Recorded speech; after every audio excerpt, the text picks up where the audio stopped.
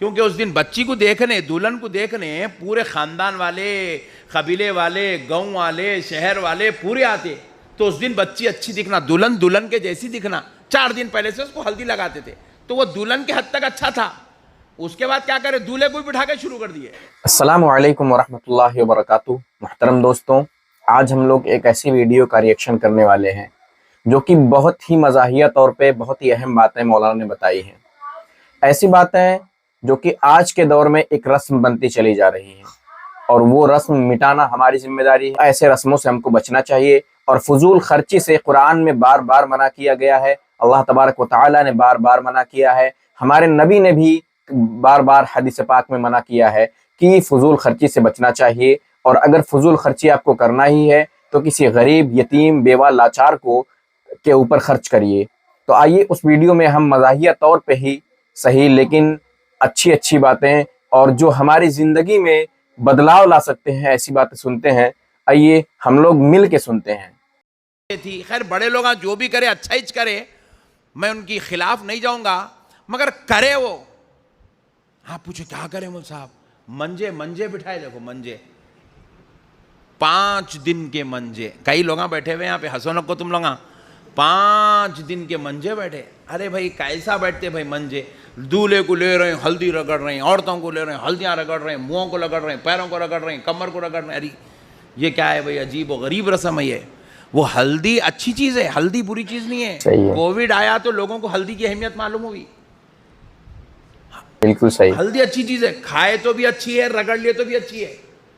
رگڑ لیے تو یہ جسم کے اوپر کے جو خارش وغیرہ، یہ جو جسم کی بیماریاں ہیں دور ہوتے. اور ہلدی لگا تو آدمی گورا بھی دکھتا کہتے. ہاں جی، اس لیے وہ 3-4 دن ڈال کے رگڑتے رہتے، گوری دکھنا شادی کے دن بول کے. پہلے بیوٹی پارلر نہیں تھے نا. ہاں، یہ بڑے لوگوں کے بہت حکمت کی چیزیں ہیں، ان کے خلاف نہیں جا سکتے. اللہ بہت سوچ سمجھ کے پلان کر کے کرو سے ہو. کیونکہ اس دن بچی کو دیکھنے، دلہن کو دیکھنے پورے خاندان والے، قبیلے والے، گاؤں والے، شہر والے پورے آتے. تو اس دن بچی اچھی دکھنا، دلہن دلہن کے جیسی دکھنا. 4 دن پہلے سے اس کو ہلدی لگاتے تھے. تو وہ دلہن کے حد تک اچھا تھا. اس کے بعد کیا کرے، دولہے کو بھی بٹھا کے شروع کر دیے. تو یہ اب بیوٹی پارلر کا دور آ گیا. اب ہمارے بچے روزانہ لے رہے ہیں ہینڈ واش، پٹھا لے رہا، گارنیئر لپٹ رہا. لپٹے تو بھی گورا نہیں ہو رہا ہے، اوریجنل کالا ہے، خاندانی رنگ ہے. رگڑے تو نہیں جا رہا. اب ہلدیاں لگانے کی ضرورت نہیں ہے. اب یہ بیکار ہوگا بہت. اب اور آج کے زمانے میں ہلدی لگانے کے 5 دن، سانچ چک کا 6 دن، نکاح خانی کا 7، 8، ولیمے کا 8 دن. کون نکالتا بھائی 8 دن؟ کس کا نہیں ہے اتنا ٹائم؟ بولو آپ. 8 دن جانا آنا، دینا پنانا، کھلانا پلانا. بہت سگا بھائی ہے، سگی بہنیں بولے تو کریں گے. پورا خاندان کہاں سے کریں گے 8 دن لگانا شادی کے واسطے؟ اتنی بزی لائف جاری. 1 دن بھی اگر نکاح خانی کو نکال دے تو بہت بڑی بات ہے. 2 دن ولیمے کے واسطے نکال دے تو بہت بڑی بات. اچھا، بازو والے مولانا لوگ ایک نئی مہم شروع کرے، 1 ہی دن میں نکاح کر دو، ولیمہ کر دو. ارے میں بولا یہ کیا رہے ظلم. اس میں ایسا کوئی نہیں ہے جو 1 دن 2 دن 3 دن 5 دن رکتا ہو. بہت کم لوگ ایسے ہوتے ہیں. باقی آج کل جو خاص رشتے دار ہوتے ہیں وہ بھی سیم ڈے، مطلب نکاح کے دن ہی آتے ہیں اور اسی دن چلے جاتے ہیں. یعنی ولیمہ کے دن بھی نہیں رکتے ہیں. بہت ظلم ہے بھئی. ایسا نہیں کرنا، اتنا بھی ٹو مچ نہیں کر دینا. 1 ہی دن میں کر دو، خرچہ کم ہوتا. ارے کیا بات ہے، خرچہ کم ہونا ہے تو کچھ تو بھی دوسرے چیزیں سوچیں گے. 1 ہی دن میں کھاؤ بھی، کھجاؤ بھی، سو جاؤ بھی، اٹھو بھی بولے تو کیسا ہوتا بھائی؟ ایسا نہیں ہوتا. غلط باتیں ہیں، سو بالکل بیکار باتیں ہیں. یہ شادی کو جو ہے مردہ خانہ بنا دے رہے ہیں لوگ. یہ خوشی کے دن ہے. شادی بولتے خوشی کو، شاد مانی ہے وہ خوشی. تو خوشی آج آئی تو رہنا 1-2 دن ٹکے ہونے. صبح ہوئی شام میں ختم، جاؤ ہو گیا، جاؤ ولیمہ بھی ہوگا. نہیں صحیح، ایسا نہیں ہونا، ایسا نہیں کرنا. خوشی کے دن ہے، تم نہ کہو خوش، ان دونوں کو تو خوش ہونے دو. عجیب مہمہ چلاتے ہمارے لوگ. بھی کیسا سوچتے، بیٹھ کے نئے پوائنٹا نکالتے پٹھے. صبح میں شادی، شام میں ولیمہ، لیو گمت. ایسا کیسا ہوتا بھائی؟ اتنا بھی کیا ٹو مچ ہے بولو آپ. یہ سب بیکار بات ہے، ایسا نہیں کرنا. شادی کی خوشیوں کو رہنے دیجیے. فضول خرچی سے بچیے، برائیوں سے بچیے، گناہ سے بچیے، گندے کام سے بچیے. جتنا ہو سکتا ہے اس کام کو اچھے سے اچھے انداز میں، کیونکہ یہ ہمارے آقا کی سنت ہے، ہمارے نبی کی سنت ہے. ہم اس نبی کی سنت والے عمل میں شیطانی طریقے کو داخل نہیں کریں گے، شیطانی طریقے کو داخل نہیں کریں گے. انشاءاللہ تعالی جتنا ہو سکتا ہے نیکی کے ساتھ، خیر کے ساتھ، بھلائی کے ساتھ، اللہ اور اس کے رسول کی رضا کے لیے ہم ان امور کو انجام دیں گے. نہیں اب ہونے یہ دیں سب گے. ہو گئے بات. پھر ایک بات بولتا ہوں، ہمارے پاس کیا ہو رہا، شادی کی بات آئی تو فضول خرچی یاد آ رہی لوگوں کو، نہیں؟ اور خود جو ہے انشاءاللہ بڑے بڑے گاڑیاں لے کے پھر نہیں. کتنے کی ہے؟ 40 لاکھ. اماں کئی کو لیا اتنی مہنگی گاڑی 20 لاکھ میں بھی آتی تھی. نہیں، اپنے معاملوں میں سب خرچہ ہو رہا، زبردست گھراں بن رہے ہیں، زبردست ٹائلز ڈال رہے ہیں گھر کے اندر. ایسا کون سا ٹائل ہے میاں؟ اٹیلین ٹائلز ہے مولانا. او ماشاءاللہ. کیسا فٹ ہے؟ 750 روپے فٹ. 750 روپے فٹ پورے گھر کے اندر ڈالا تو 4 لاکھ روپے کا خالی ٹائل ہوا. خالی 4 لاکھ روپے کا ٹائل ڈال رہا بھائی پورے گھر کو. اس کو دیکھ لیے جا کے تو کم سے کم وہ گھر 4 کروڑ کا ہے. یہاں پہ کسی کو بھی یاد نہیں آ رہا فضول خرچی ہے، یہاں کوئی بھی نہیں بول رہے. تو فضول خرچی کو خالی شادی کے موقع پہ ہی مت سوچو، ہر جگہ فضول خرچی سے بچنے کی کوشش کریں. کیونکہ اللہ تبارک و تعالیٰ قرآن میں یہ نہیں فرمایا شادی والی فضول خرچی سے اللہ ناراض ہوتا ہے، دوسری فضول خرچیوں کو اللہ نظر انداز کرتا ہے. نہیں فرمایا. اللہ فرما رہا ہے ان اللہ لا يحب المسرفین، فضول خرچی کرنے والوں کو اللہ پسند نہیں کرتا. تو لہذا جہاں جہاں فضول خرچی ہو رہی ہے، جہاں جہاں بھی اضافی خرچہ ہو رہا ہے، ہر وہ خرچے کی جگہ انشاءاللہ تعالی ہم لوگ اپنے آپ کو اس گناہ سے بچانے کی کوشش کریں گے. انشاءاللہ کریں گے نا انشاءاللہ. شادی والی خرچے ہو، دوستانہ میں خرچے ہو، ذاتی زندگی میں فضول خرچی ہو، میل ملاپ میں فضول خرچی ہو، تعلقات میں فضول خرچی ہو، معاملے داریوں میں فضول خرچی ہو، ہر جگہ ہم اس فضول خرچی سے بچ کر سمجھ رہے ہیں. بھائی آپ ذرا غور کیجئے، میرے آقا کریم صلی اللہ علیہ وسلم نے کسی بھی سنت کو میری سنت نہیں کہا. آپ نماز میں 2 رکعت سنت پڑھ رہے ہیں، حضور یہ نہیں کہہ رہے فجر کی 2 رکعت سنت میری سنت ہے، نہیں بولے سرکار. آپ ٹوپی پہن رہے ہیں، امامہ بن رہے ہیں، اسلامی لباس پہن رہے ہیں، رسول اللہ کی سنت ہے، مگر حضور نے خاص طور پر اس کو آئیڈینٹیفیکیشن نہیں کروایا کہ یہ میری سنت ہے. غور کیجئے گا، راستے سے جاتے جاتے کانٹی پتھر ہٹا دینا یہ بھی میرے آقا کی سنت ہے، مگر حضور نے اس کا تعارف میری سنت ہے کہہ کر نہیں کروایا. لیکن جب بات نکاح کی آتی ہے، ہر سنت کی طرح نکاح کرنا بھی ایک سنت ہے، مگر مدینے والے آقا اس سنت کے بارے میں کہہ رہے ہیں خبردار میرے امتیوں یہ میری سنت ہے. آپ ذرا غور کیجئے گا، النکاح من سنتی، نکاح میری سنت ہے.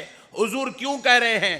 اس لیے یہ کہہ رہے ہیں میری سنت ہے کیونکہ آمنہ کا لال جانتا تھا میری سنت کا مذاق بنایا جائے گا، میری سنت کے ساتھ گھنونی حرکتیں کی جائے گی، میری سنت کو عذاب بنا دیا جائے گا، میری سنت کے نام پہ اختلافات ہوں گے، میری سنت کے نام پہ غریبوں کے گلے گھونٹے جائیں گے، میری سنت کو بیچ میں رکھ کر امیر اپنے شوق کرے گا، رئیس گناہ کرے گا، پیسے والے گندے کام کریں گے. اس لیے پیارے مصطفیٰ نے کہا غریبوں تم بھی سن لو، امیروں تم بھی سن لو، ناچنے گانے والوں تم بھی سن لو، فضول خرچی کرنے والوں تم بھی سن لو کہ یہ کسی اور کا عمل نہیں، یہ میری سنت مدینے والے مصطفیٰ کا عمل ہے.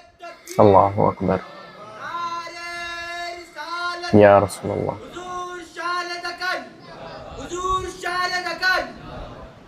اسی لیے میرے پیارے بھائیوں ہمیں حق نہیں پہنچتا کہ ہم نبی کے سنت والے عمل میں اپنی شیطانی خواہشات کو اس میں داخل کر دیں، اپنے ہوس کو، اپنے نفس کو اس میں داخل کریں، بلکہ سنت رسول کے مطابق آپ جو ہے نکاح کریں. یعنی کہ اس نکاح میں کوئی ایسی حرکت نہ ہو جس سے اللہ اور اس کا رسول ناراض ہوتا ہو. زیادہ سے زیادہ لوگوں کو دعوت دیجئے. آپ کے پورے ملنے جھلنے والوں کو، خاندان والوں کو، قبیلے والوں کو، رشتہ داروں کو، سب کو دعوت دیجئے. آپ کی دعوت میں بہت لوگ آنا چاہیے.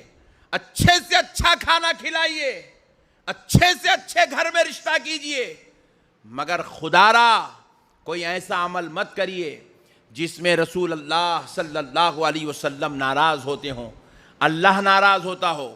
جیسے ناچنا، گانا، بجانا، پٹاخے پھوڑنا، اور جو ہے آرکسٹرا کو بلانا، یا پھر جو ہے ناچنے والوں کو، گانے والوں کو دعوت دینا.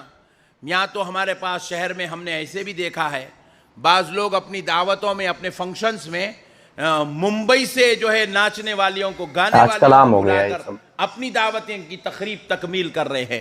خدا را میرے پیارے بھائیوں، ایسا کام مت کریے. یہ اللہ اور اس کے رسول کو ناراض کرنے والا کام ہے. ایسی شادیوں پر سے اللہ کی رحمت اٹھ جاتی ہے.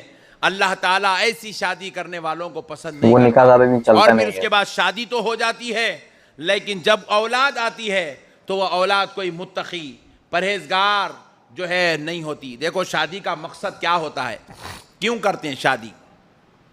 ہمارے کئی لوگ شادی کر لیے، زندگی بھی گزار لیں، مگر شادی کا مقصد ہی نہیں معلوم ہے. شادی کیوں کرتے ہیں؟ شادی کا مقصد ہے ایک کامیاب زندگی ہونا. شادی کا مقصد ہے گناہ سے بچنا. شادی کا مقصد ہے اولاد کا ہونا. اگر شادی نہیں کریں گے گناہ ہوگا. کیا گناہ ہوگا؟ زنا عام ہو جائیں گا، جو کہ آج کل عام ہو گیا ہے. شادی نہیں کریں گے رسول اللہ صلی اللہ علیہ وسلم کی امت کا سلسلہ آگے نہیں بڑھیں گا. اولاد کا ہونا، امت میں اضافہ ہونا، اولاد کا ہونا. پھر اس کے بعد شادی کا تیسرا مقصد ہے کہ انسان کو جو ہے اللہ کی طرف رجوع کرنا، کامیاب زندگی گزارنا. انسان اگر اکیلا ہے تو آپ دیکھیے اس کی زندگی کامیاب نہیں ہے. اس کے کپڑے کون دھونا، ایک سوال پیدا ہوتا. اس کے لیے کھانا کون پکانا، ایک سوال پیدا ہوتا. اس کا خیال کون کرنا، ایک سوال پیدا ہوتا. بیمار ہو گیا، اس کی جو ہے تیمارداری، اس کی خدمت کون کرنا. بہن کتنا بول کے کریں گی، اماں کیا بول کے کریں گی، بیٹی تو ہے نہیں، تو پھر اب ہوگا کیا؟ تو اسی لیے کہا گیا کامیاب زندگی کے لیے نکاح کرنا ضروری ہے. تو بیوی ہوتی ہے تو انسان کا پورا خیال کرتی ہے، اس کے کھانے سے لے کر، اس کے کپڑے سے لے کر، اس کی خواہشات سے لے کر، اس کے گھر بار سے لے کر ہر کام اس کا پورا انجام دیتی ہے. اسی لیے کامیاب زندگی کے لیے، اللہ کی رضا حاصل کرنے کے لیے نکاح کرنا ضروری ہے. مگر میرے پیارے بھائی، ان چیزوں کے لیے انسان جب نکاح کرتا ہے تو نکاح کو بالکل شریعت کے مطابق جتنا ہو سکتا ہے آسان سے آسان دوستو یہ تھے مولانا علامہ احمد نقشبندی صاحب، جن کا بیان آپ لوگ سن رہے تھے. بہت ہی خوبصورت طریقے سے، یعنی انہوں نے مزاحیہ طریقے پہ ہی صحیح لیکن بہت ہی پیارے طریقے سے بتایا کہ شادی میں فضول خرچی کرنا یا اپنی زندگی میں، خود کی زندگی میں فضول خرچی کرنا کتنا خطرناک ہے. یہاں تک کہ انہوں نے قرآن پاک کی آیت بھی بتائی، اور اس آیت میں انہوں نے یہ بھی بتایا، اس کا ترجمہ بھی بتایا کہ اللہ تبارک و تعالی فضول خرچی کرنے والوں سے ناراض ہوتا ہے. اور اللہ کی ناراضگی، یعنی آپ لوگ جانتے ہیں اللہ کی ناراضگی کیسی سخت ہوتی ہے. تو اللہ جب ناراض ہوتا ہے جس طریقے سے، اس طریقے سے پکڑ بھی کرتا ہے. تو اس لیے فضول خرچی سے بچیں اور شادی کو آسان سے آسان تر بنائیں. یہی ہماری آپ سے گزارش ہے. انشاءاللہ ہم بھی فضول خرچی سے بچیں گے اور آپ لوگ بھی فضول خرچی سے بچیں. وہی فضول خرچی جو آپ لوگ کرتے ہیں اسی سے کسی غریب کی، کسی بیوہ کی، کسی یتیم کی مدد کریے. انشاءاللہ اللہ آپ کو اس سے بہتر اجر عطا فرمائے گا. دوستو یہ زندگی صرف دنیا کی زندگی نہیں ہے، یہ زندگی آخرت کی زندگی، اصل زندگی ہے. کیونکہ دنیا میں انسان چند دنوں رہنے کے لیے آیا ہے، اور آخرت کی زندگی ہمیشہ ہمیشہ کی زندگی ہے. تو یہاں کی زندگی کی فکر نہ کریے، یہاں تھوڑی مشکلات اٹھائیے. انشاءاللہ العزیز آخرت میں آرام ہی آرام ہوگا. اللہ تعالی ہم سب کو اس بیان کو سن کر اس پر عمل کرنے کی توفیق عطا فرمائے. پھر ملتے ہیں نیکسٹ ویڈیو میں، تب تک کے لیے اللہ حافظ.